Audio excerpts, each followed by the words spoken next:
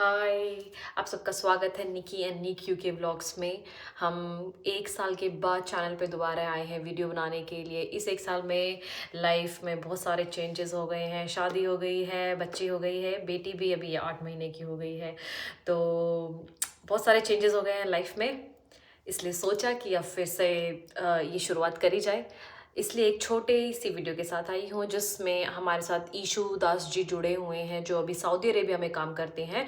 और वो इस वीडियो में आपको बताएंगे कि सऊदी अरेबिया में नर्स का क्या प्रोसेस होता है, सऊदी अरेबिया में नर्स बनने का क्या क्वालिफिकेशन होती है, सैलरी कितनी होती है, क्या टैक्स डिडक्शन होता है, और आप कितनी सेविंग्स कर सकते हैं, वहाँ पे वर्क कल्चर कैसा है, कोई क्या क्या बेनिफिट मिलते हैं, उन सब चीज़ों के बारे में आप बताते हैं। तो चलिए अब मिलते हैं ईशु दास जी से। हाय। तो जैसे कि आज हमारे साथ ईशु जी बने हुए हैं जो सऊदी अरेबिया में काम करते हैं और सऊदी अरेबिया में एज ए नर्स हैं। तो आज ये अपना एक्सपीरियंस शेयर करने वाले हैं, बताने वाले हैं कि नर्स कैसे बने, इन्होंने अपना प्रोसेस कैसे स्टार्ट किया था और ये अब वहाँ पे कैसा अपना लाइफ अपना चल रही है इनको, तो उसके बारे में बताने वाले हैं। तो ईशु जी अब आप बताइए कि अब वहाँ पे क्या करते हैं और कैसे हैं। तो it's over to you now. Hi नमस्ते सत श्रीकाल। मैं ईश्वरदास उपराड़े भोपाल मध्य प्रदेश से मैंने बीएससी नर्सिंग किया बरकतुल्लाह यूनिवर्सिटी 2016-18 में। उसके बाद आफ्टर रजिस्ट्रेशन 5 to 6 ईयर मैंने वही वर्क करा इंडिया में फॉर दिल्ली फोर्टिस में और बाकी भोपाल में। उसके बाद ये मैंने यहाँ के लिए प्रोसेस कराया सऊदी के लिए। जो प्रोसेस में फर्स्ट ऑफ ऑल आपको डॉक्यूमेंट वेरिफिकेशन जिसको अपन डाटा फ्लो बोलते हैं वो करानी होती है, जिसमें आपका 10th 12th एंड आपकी जो ग्रेजुएशन की मार्कशीट और वर्क एक्सपीरियंस जो होते हैं उसका एक जस्ट वेरिफिकेशन होता है, जो यहाँ से इनका सऊदी काउंसलिंग का थर्ड पार्टी होता है अपनी इंडिया के अंदर, वो ओके। होती है। उसके बाद फिर प्रोमेट्रिक एग्जाम होता है एक, अगर आप सऊदी के लिए कर रहे हैं प्रोसेस तो प्रोमेट्रिक होता है, बाकी अदर कुमान कतार और दुबई के लिए अलग एग्जाम देनी पड़ती है। जैसे कि आप जी जी प्रोमेट्रिक एग्जाम के बारे में बता रहे हैं, तो मैं आपसे ये पूछना चाहूंगी कि प्रोमेट्रिक एग्जाम किस हद तक वो इजी है या मॉडरेट है या टफ है। आप मतलब अगर आप एक इंफॉर्मेशन दे सकते हैं उसके बारे में तो मुझे जी बहुत जी हेल्प मिलेगी हमारी ऑडियंस को जो इसके बारे में कि जो किस जो तरीके के जो क्वेश्चन उसमें आते हैं। जी, जो इंडिया के अंदर जिन्होंने प्रॉपर कॉलेज किया है थ्योरी हम्म। वेहिकल, और जो 2 ईयर का एक्सपीरियंस है जिनके पास, मतलब okay. Practical 2 year experience sufficient होता है। मतलब एक जनरल नॉलेज, आपको basic knowledge ICU, general ward, post op, इन सब चीजों के बारे में हो ही जाता है। तो वो एग्जाम अपन बहुत ही मतलब इजी और बहुत हार्ड नॉर्सेट जैसा तो नहीं बोल सकते, एक मॉडरेट एग्जाम है।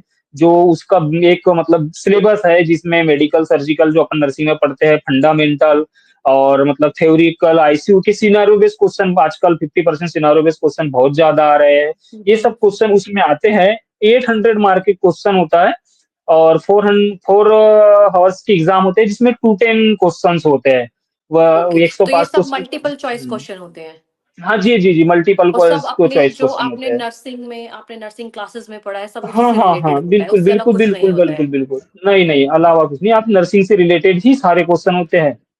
और जब आप ये कह रहे हैं कि एक नर्स जिसके पास 2 साल का या 1.5 ईयर का एक्सपीरियंस होना जरूरी है, तो उसमें आपका मतलब क्या है कि या तो जो जीएनएम है या बीएससी, तो जो जीएनएम है वो भी अप्लाई कर सकते हैं या बीएससी है वो अप्लाई कर सकते हैं, तो क्या क्राइटेरिया रहता है बिल्कुल इसमें। बिल्कुल, नहीं नहीं, अभी मतलब ऐसा नहीं है कि जीएनएम और बीएससी, बस वो है कि कुछ जगह सैलरी का थोड़ा डिफरेंट हो सकते हैं।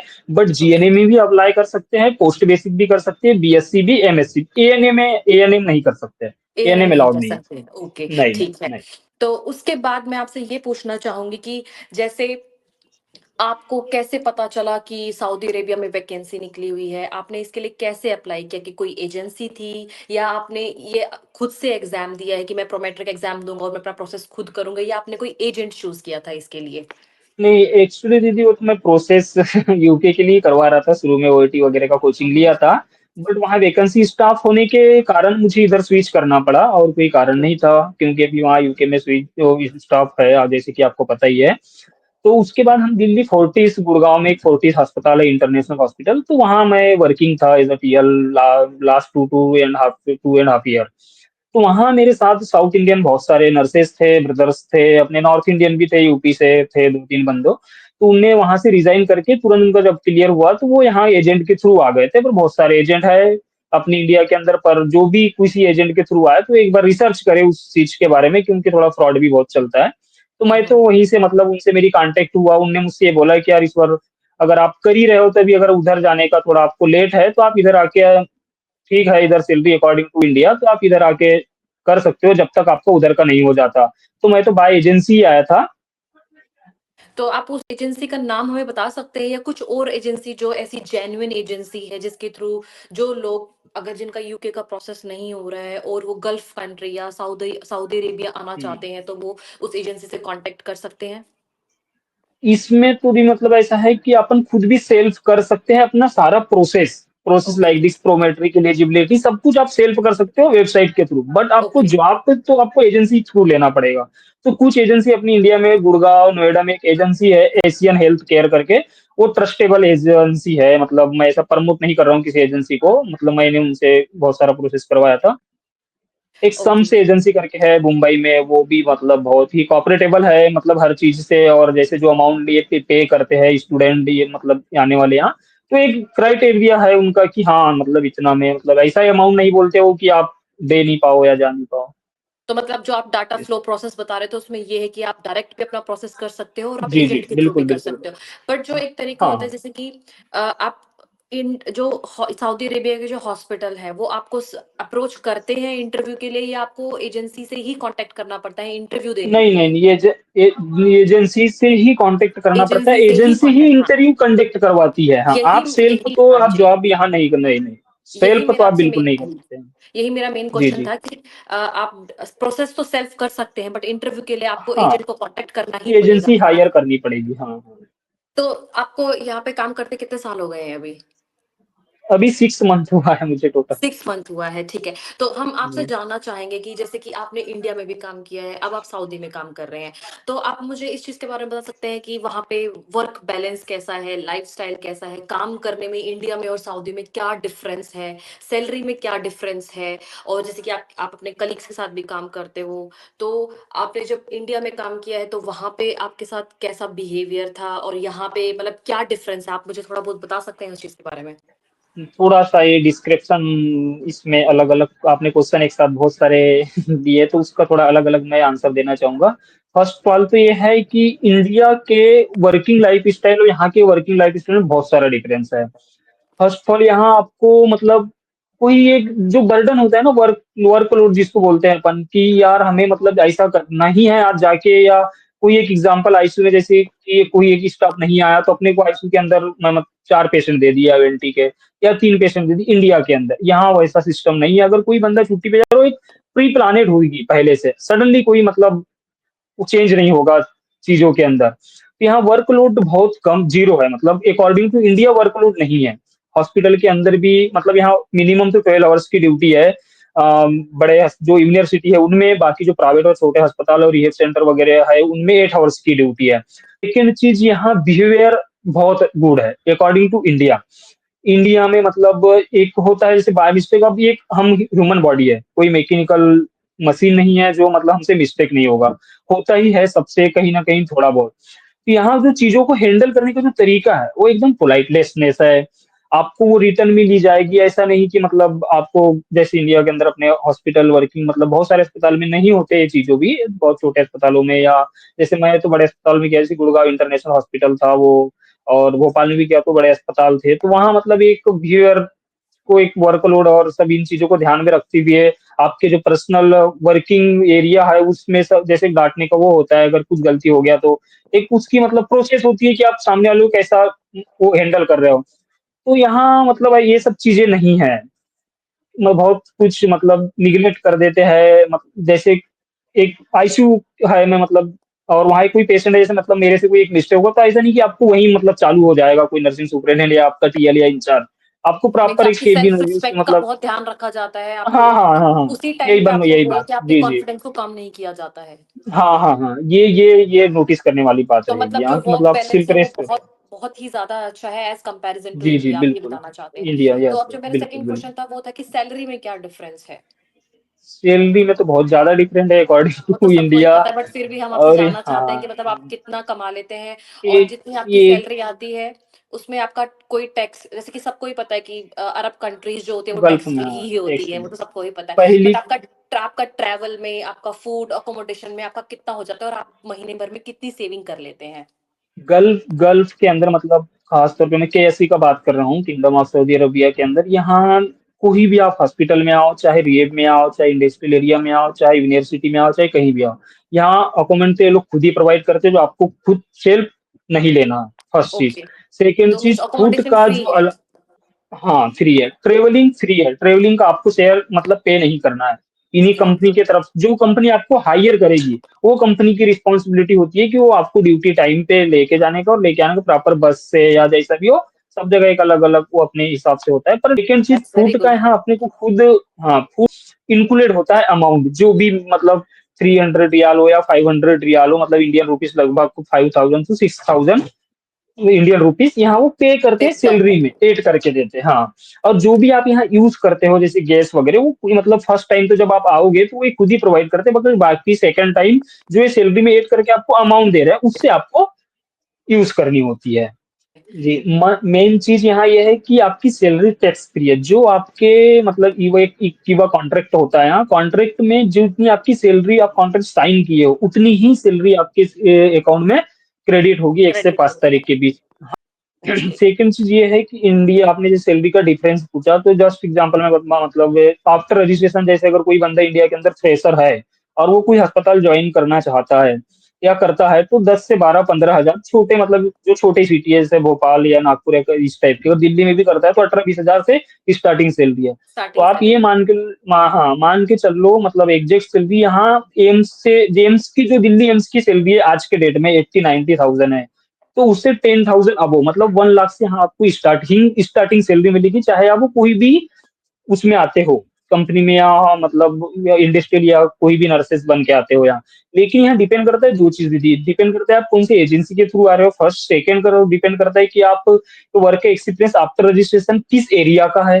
थर्ड ये डिपेंड करता है आप किस यहाँ मतलब पोस्टेड जो हुए हो, आप किस प्लेस में हो, जैसे यहाँ जिद्दा है, रियाद है, ताइफ है, तो किस एरिया में किए हो, और किस मतलब उस एरिया के किस हॉस्पिटल में किए हो, या इंडस्ट्रियल में किए हो, या क्लिनिकल में किए हो, इस पे डिपेंड ओके, करता है। तो आप एक सिर्फ एक हल्का सा आइडिया लेते हैं तो आप हर महीने कितना सेव कर लेते हैं अगर हम इंडियन रुपीस में काउंट करें तो? इंडियन रुपीस में अगर आप जैसे डबल भी, अगर आपको मंथ में, अगर आपको कभी दो एक, जैसे मेरी 8 आवर्स की ड्यूटी है, अगर आपको 12 आवर्स की ड्यूटी मिल जाती है, और ये सब कुछ भी अगर अपना खर्चा आप निकाल भी देते हो, जो आपको हमको मतलब फूड अलाउंस जो मिलता है 200 रियाल मिलता है वैसे तभी हमको, बाकी कुछ कंपनी कुछ ज्यादा भी देती है, 300 500, तो सब कुछ अपना खर्चा निकाल के भी आप 80,000 to 1 लाख रुपीज आप सेव कर सकते हो आराम से। उसके बाद मैं एक चीज आपसे पूछना चाहती हूँ, जब मैंने आपसे ये हॉस्पिटल के बारे में पूछा, क्योंकि हम ये वीडियो बहुत सारी लड़कियां भी देख रही होंगी जो जी जी बाहर जी जाने का जी सपना जी। देखती हैं, तो क्योंकि एक गल्फ कंट्री के बारे में लोगों के दिमाग में एक मेंटेलिटी होती है कि अरब कंट्रीज है, हम्म, लड़कियों के लिए सेफ नहीं है, या फिर अच्छा नहीं माना जाता, क्योंकि बहुत सारे लोग नहीं भेजते हैं अपने बच्चियों को अरब कंट्री के लिए। तो मैं आपसे एक पूछना चाहती हूँ कि फीमेल के लिए वहां पे क्या लाइफस्टाइल है और क्या, मतलब जैसे कि आपके साथ बहुत सारी नर्सेज भी काम करती होंगी, तो मुझे उनके बारे में बताइए कि वो कैसे काम करती है और कैसा फील करती है वहाँ काम करके। मैं जितना जितना मैं जानता हूँ, मतलब लास्ट 6 मंथ में जो मैंने ओरिएंटेड देखा, और जो मेरे मतलब कुछ सीनियर्स है जो दुबई के अंदर काम कर रहे हैं, कुछ सीनियर या कुछ मेरे फ्रेंड्स है जो आपके वहाँ मतलब यूके के अंदर काम कर रहे हैं, ऑस्ट्रेलिया में है, तो जिनसे मतलब मेरी सबसे ज्यादा बात होती है, और यहाँ का जो आज के डेट में रूल्स और रेगुलेशन है, अगर मुझे ऐसा लगा, मतलब मैं वो नहीं कर रहा हूँ कि मतलब मैं यहाँ हूँ तो बता रहा हूँ, मतलब एकदम फैक्ट वाली बात, जो लड़कियां यहाँ सेफ है आज के डेट में, मतलब कंडम ऑफ सऊदी अरेबिया के अंदर, वो कहीं सेफ नहीं है। बस।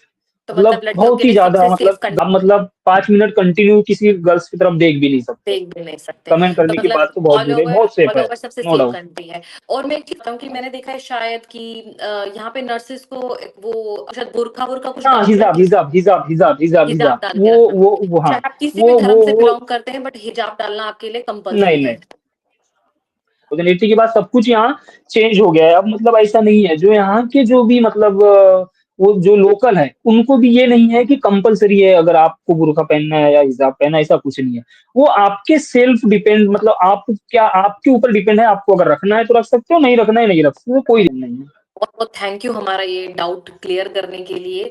तो लड़कियों सुनो, सऊदी अरेबिया एक बहुत ही सेफ कंट्री है। हुँ, फैमिलीज भी सुन लो, सऊदी अरेबिया और जो भी गल्फ कंट्रीज है, अरब कंट्रीज है, वो बहुत ही सेफ कंट्री मानी जाती है लड़कियों के लिए। चाहे आप वहां जाके काम कर रही हैं या आप वहां जाके रह रही हैं। नहीं, सब हमारी एजुकेटेड हो फैमिली गए से, हैं। जिस फैमिली से हम बिलोंग जी, करते हैं उनकी यही हाँ, मेंटेलिटी, हाँ। यही थिंकिंग है। बट हुँ, ये है कि यही सोच हमें बदलनी है और हम हमें आगे बढ़ना है। हमें हुँ। बाहर भी, जब आप यहाँ पे आए थे तो वीजा आपकी कंपनी ने ही दिया था। तो जैसे कि मैं आई थी यूके में, तो मुझे 3 साल की स्पॉन्सरशिप वीजा मिली थी, जिसमें मेरे बहुत सारे एग्जाम फीस कवर थी, मेरे ट्रेवल चार्जेस कवर थे, और मेरे को 3 महीने का अकोमोडेशन फ्री था। तो आप मुझे बताएंगे कि जब आप वहां पे गए थे तो आपको क्या क्या चीजें आपकी कवर करी थी आपकी कंपनी ने, और आपका वीजा कितने दिन में आ गया था प्रोसेस करने के बाद?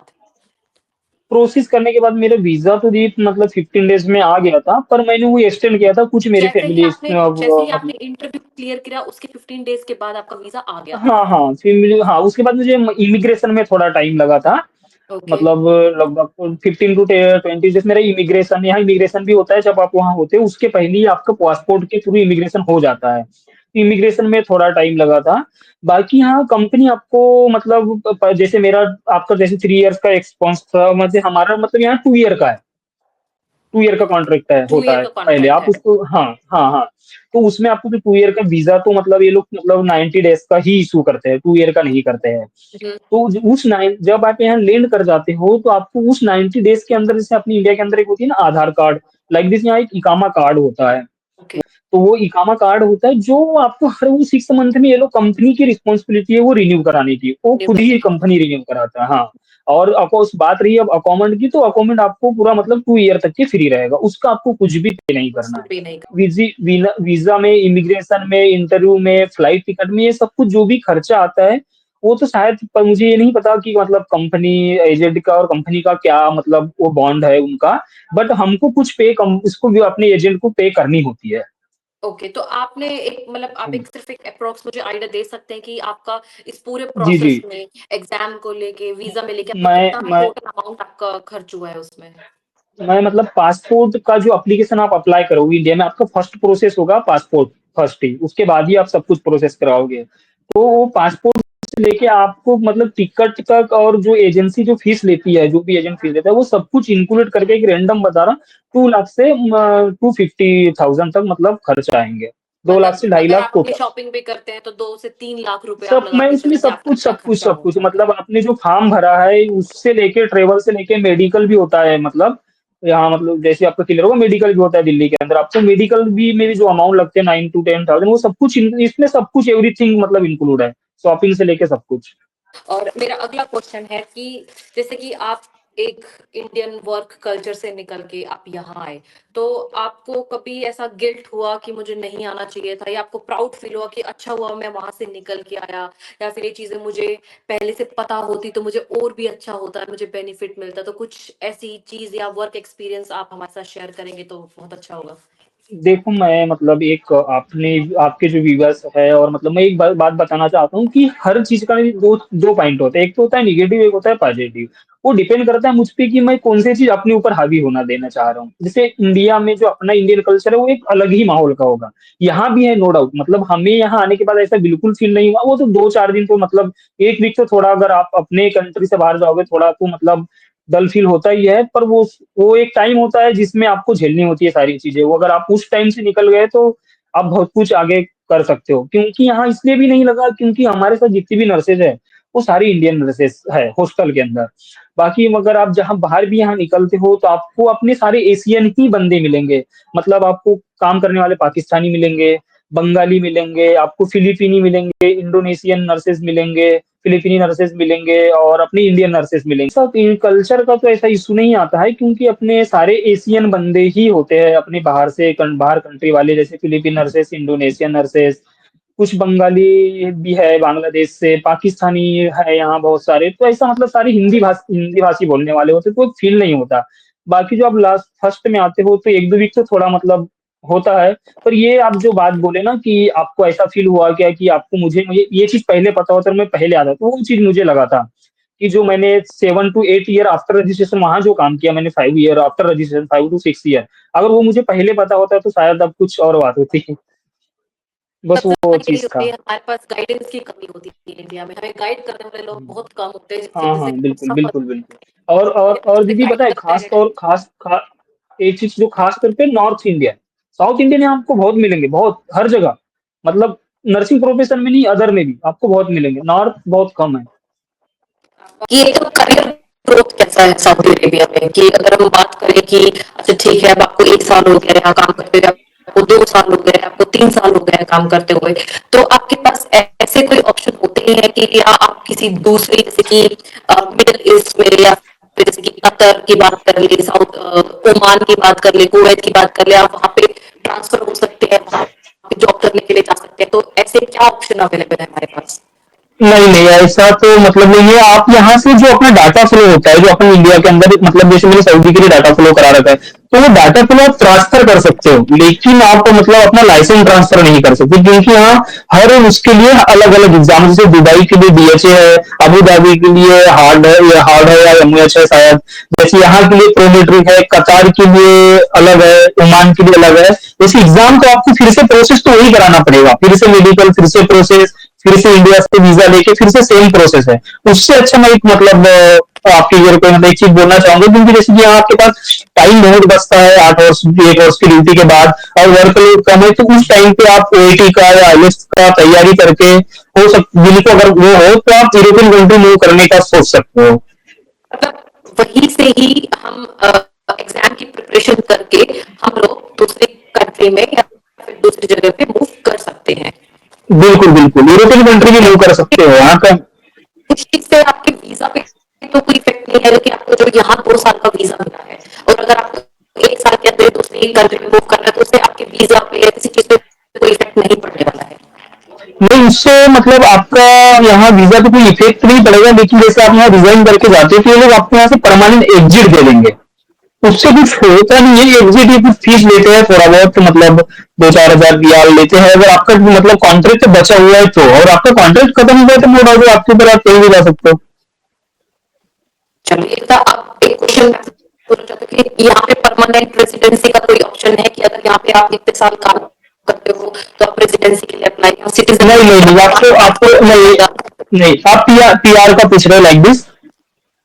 नहीं, नहीं, यहाँ हाँ, नहीं, नहीं, नहीं, यहाँ नहीं, मतलब अभी जस्ट 1 मंथ का पिछले मंथ ही शायद यहाँ ये हुआ है कि आप मतलब प्लॉट्स वगैरह जो है वो मतलब अदर कंट्री वाले बाय कर सकते हो, बट अभी ऐसा पर्सनल रेसिडेंसी का कुछ नहीं हुआ है। पर जिस प्रकार से यहाँ के मतलब गवर्नमेंट मतलब वो कर रही है, आगे बढ़ रही है, चीजों को बढ़ा रही है, इनका विजन है यहाँ 2030 तक सब कुछ डेवलप करने का, और वो मतलब वो बनाने का, तो हो सकता है आगे हो, लेकिन अभी फिलहाल नहीं है। आप पर्सनल रेसिडेंसी यहाँ चाहे 15 साल और 25 साल भी काम करते हो तो आपको पर्सनल रेसिडेंसी फिलहाल नहीं है, आगे का मैं कुछ नहीं बोल सकता। तो एक बहुत ही अच्छी इंफॉर्मेशन आपने हमारे साथ शेयर करी है, और आज आपसे बात करके हमें बहुत ही अच्छा लगा है, और थैंक यू इस वीडियो में आने के लिए, और सऊदी में जी, ट्रस्ट कैसे बनाया उसके पूरे डाटा फ्लो के बारे में बताने के लिए बहुत बहुत बहुत थैंक यू।